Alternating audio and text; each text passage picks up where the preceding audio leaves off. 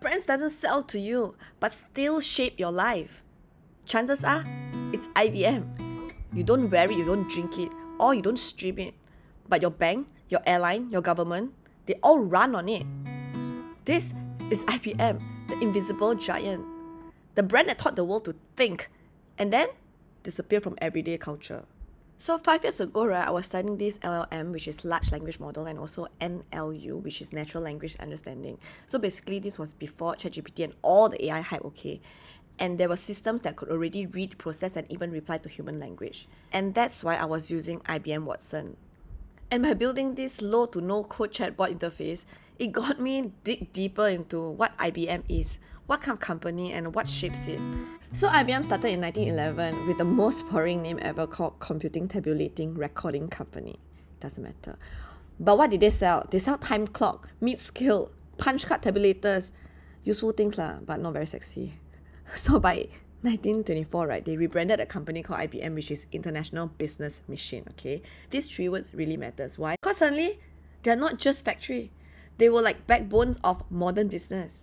They are the one-stop shop. They didn't just sell a product, they sell the whole system, okay? From hardware to software, service to support. They just make sure that you got end-to-end all covered, okay? From mainframes to typewriters to tabulators, they also have operating system, databases. They also install for you, train for you, and also do financing for you. And for support, right, they have this IBM man that actually wear grey suits and literally work inside your company to run the machine for you.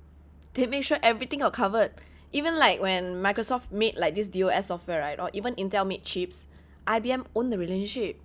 And that's where the line came from. Nobody ever got fired from buying IBM.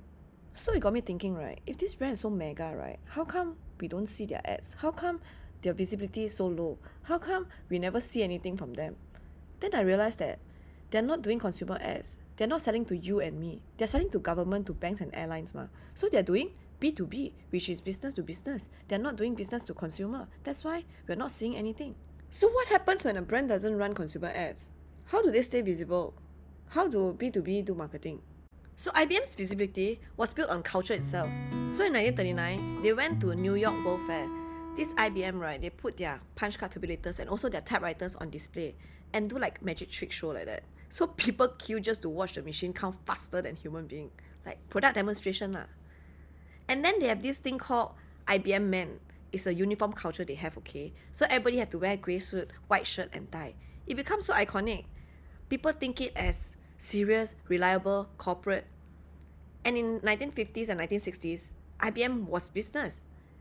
And this suit itself is an advertisement, like, human billboard. They also took on national projects like the US Census, Social Security, World War II logistics, and even NASA space mission all ran on IBM machine. IBM wasn't in commercials, but it was in headlines.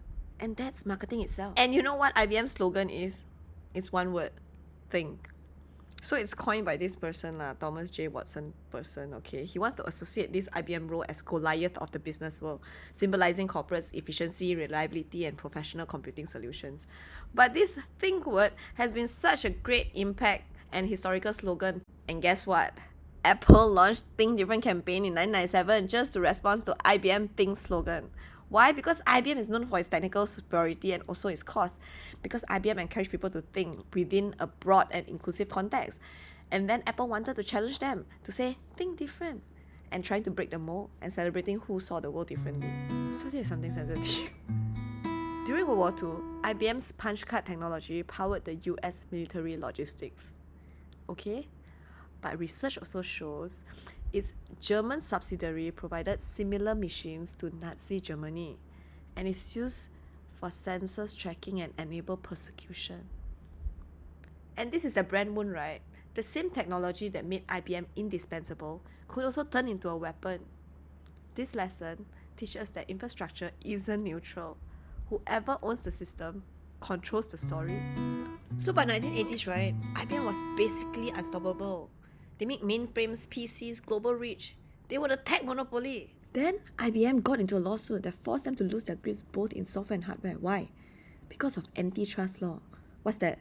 Simple. When one company becomes too big, right, or too powerful until nobody else can compete, the law will step in. It's not about contracts or who copy who, but it makes sure that the market got competition. But here's the twist, right?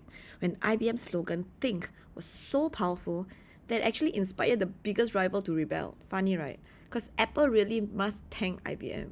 Without IBM, right, being so serious, uniform, powerful giant, right, Apple's identity as a rebel wouldn't even make sense.